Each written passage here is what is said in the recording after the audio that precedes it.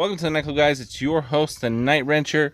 Today we are going to go ahead and continue on where we left off last week, and we're going to be assembling the top end of this Mopar 361. I went ahead and I ordered the correct head bolts for these aluminum heads, and I also picked up the correct spark plugs because, as we noticed in the last episode, they do seem to be a little bit different. These bolts are manufactured by Manley. I've never actually used Manley bolts before, but their instructions say to torque these down to 65 to 70 foot-pounds and to install them dry. It specifically tells me to not use any kind of lubricants because they are manufactured with an oxide and oily finish, so it doesn't require any kind of lubricants. I don't really see any kind of oils on these things, but if they told me not to use lubricants, I'm not going to use lubricants. Normally I use an ARP lubricant on all the head bolt surfaces, but because these instructions told me specifically not to, I will go ahead and refrain from that. So the first order of business is actually to install the remaining studs on the head that I have here. Wow, it's actually starting to get really windy, but before I actually get started on bolting these heads down, I've actually got to take the studs off the 440 heads that I've picked up and install them on the 440 source heads that I have here. Like I mentioned in the last episode, I cannot run regular bolts on here because of the fact that my headers will have interference with trying to get those bolts in, so I have to run studs, especially when running these kinds of headers. If I was to use stock exhaust manifolds or maybe shorty headers, I might have an easier time installing these headers, but because these are long tube headers, I have a pretty hard time running bolts in here. So for the time being, I'm going to go ahead and start on that first, and then we're going to jump on this. Alright, so I just finished assembling the 440 source head.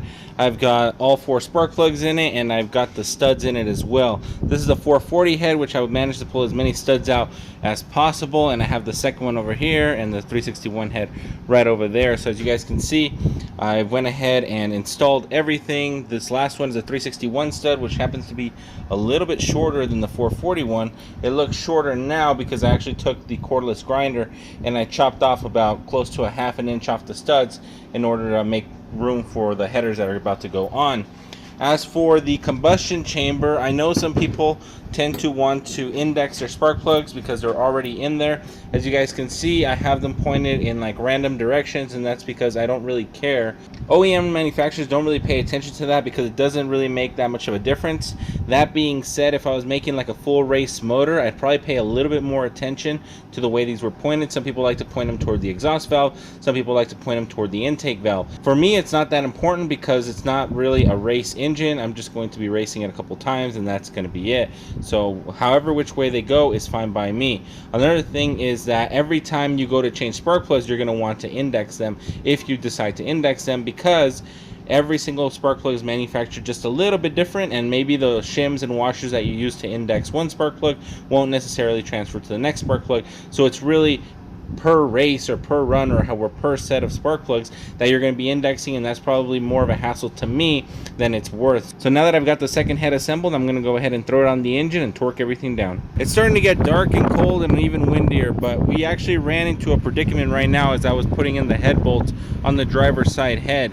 The kit comes with several short bolts and several long bolts. What I just realized is that all the long bolts are accounted for, but as for the shorter bolts, we're actually missing 6 bolts per head. And I'm not sure if they do that on purpose, and you're only supposed to put the 2 extra ones that you get in the middle and then use the OEM ones on the 3 outside. I don't know if you're supposed to use the 2 on the outside and the rest OEM, or if this is just an incomplete kit and I was supposed to buy something else that had more bolts in it. Regardless, I will be reusing the OEM bolts on the outside, and the reason that I can do that is because although the 440 source heads don't let me do that for anything under the valve cover, 440 source left enough in here so that we can run the OEM bolts on the outside. And luckily I have an 11/16 bolt that'll fit right there with no complications, so we should be able to get these heads bolted on. I'm going to put the 2 extra Manley bolts that we get from the inside, where I'm going to put them in the middle of the head, and all the 3 OEM bolts on the outside. The middle tends to require the most amount of strength, so that's where I'm going to put them. If somebody else has a better idea, maybe I should put them on the outside, or maybe one here and then one here, I don't know. But let's go ahead and continue assembling this. Alright, so I've seated all the bolts and installed the header gaskets. Before I put the headers on, I've actually got to torque down the heads. I'm going to do one pass at 40 pounds, and then I'm going to do a second pass at 65. What I noticed on the second head that I installed, when I opened up the kit and started running all the bolts in, I actually realized that I had all the correct bolts for this head, but when I did that head, I was missing like 6 bolts. So I don't know if it was a shipping error, but essentially this is the part number. So if you guys ever order this kit, just be aware to count the bolts before you install them. I don't really have time to ship it back and then ask for another set, so I'm just going to reuse the stock head bolts. I'm sure it's perfectly fine, and it's only for the outside. The most important ones all have head bolts, and if I ever want to buy specific bolts, I can do that in the near future. Everything fits for right now, so I'm just going to torque it and install it and get it ready to go. Alright, so it's the next morning and I finally got the top end completely assembled. I had a little bit of trouble with the driver's side header, but eventually I was able to get them all on. I installed all the spark plugs prior to installing the header, so spark plugs are all ready to go. That goes the same for the other side. The other side on the passenger was actually pretty straightforward. It was really easy because there's plenty of room on this side. Because of the steering, I struggled quite a bit getting long tube headers in, but everything's in and bolted down. I've already got the valley cover in and it's bolted down. All 6 bolts on the China walls are in, and the intake manifold is bolted on as well. I went ahead and checked everything on the rocker arms, and everything looks like it checked out pretty well. I've already given the engine a couple of rotations, and it looks like everything is spinning correctly. So the next step is actually to set the motor to top dead center compression on cylinder number 1, so I can go ahead and install the distributor and get everything fired up. In order to do that, I lined up the balancer with the timing mark to 0, and then I went ahead and checked the rocker arms. It's super easy to get this mixed up because you can either go in top dead center compression or top dead center exhaust. The difference is that when you're doing top dead center compression, both rocker arms are completely loose, and if you miss the timing a little bit, you go further forward, the rocker arm should not move. Versus if you accidentally pass the timing mark when you're under top dead center exhaust, the exhaust valve will begin to open and you'll know that you're on the wrong stroke. So just turn it 1 full rotation and you should be at top dead center compression. It doesn't really matter for when it's already fired up what stroke you're on, but because we're going to be setting up our distributor and base timing, everything should be squared up where it needs to be. So now that we've established top dead center, I'm going to go ahead and install distributor and all of the spark plug wires. Alright, so I've got a little bit more technical info for you guys. This is how I decided to set up the starting point for my distributor. I identified where cylinder 1 was going to be. So on the 440, you can either go with the rotor pointed this way, or it can be 180 degrees out because of the way the shaft is on the bottom. Because we're not going to be moving that shaft, we can either go this way or the opposite way, and we just pick one or the other. You can have this canister pointed in either direction, either up here or down here. You just have to spin the distributor to the correct position that you want it. Up here, I have a little bit more room to move it in order to set the proper timing.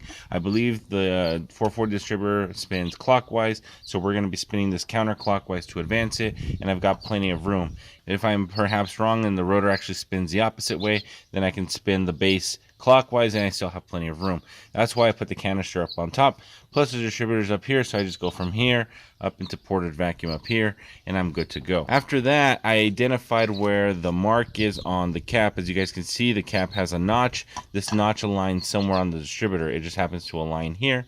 So when I line up the cap here, it falls into this notch right here on the side of the distributor. What that essentially does is it clocks the cap to the body, so I can decide where cylinder 1's going to be. Because of where the rotor is, I can either pick this cylinder or this cylinder to be cylinder number 1.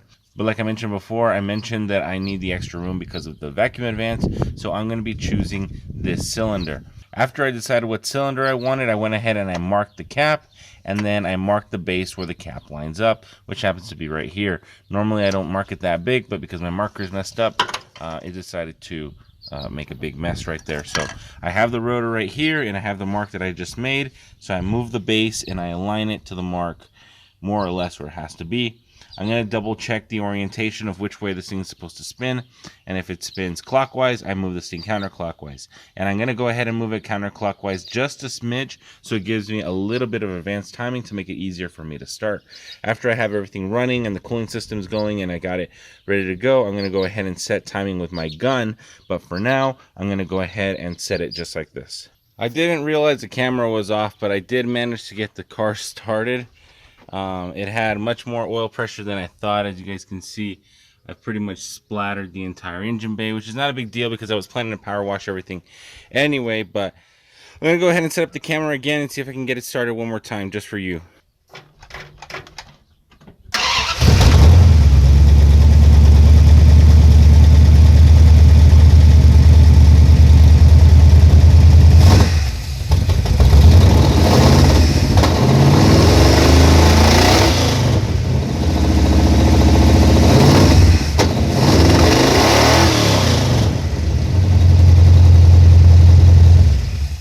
Alright, so as you guys saw, the engine now runs. The next step is to actually reassemble the front end. For the time being, I'm going to be installing the regular car valve covers just so I have a little bit more clearance for tuning.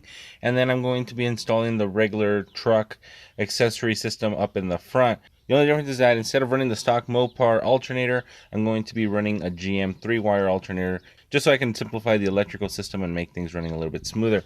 I'm going to see if I can do the switch to the newer style Saginaw pump that doesn't have the big can style, mainly because this thing has a giant leak, and if I can get that going, I should be able to have a nice functioning power steering system. But for now, I'm going to have to stop here because I am all out of time for this week's episode. By next week, this car should be reassembled and ready to drive, so I'll see you guys all in the next one. Night Wrencher out.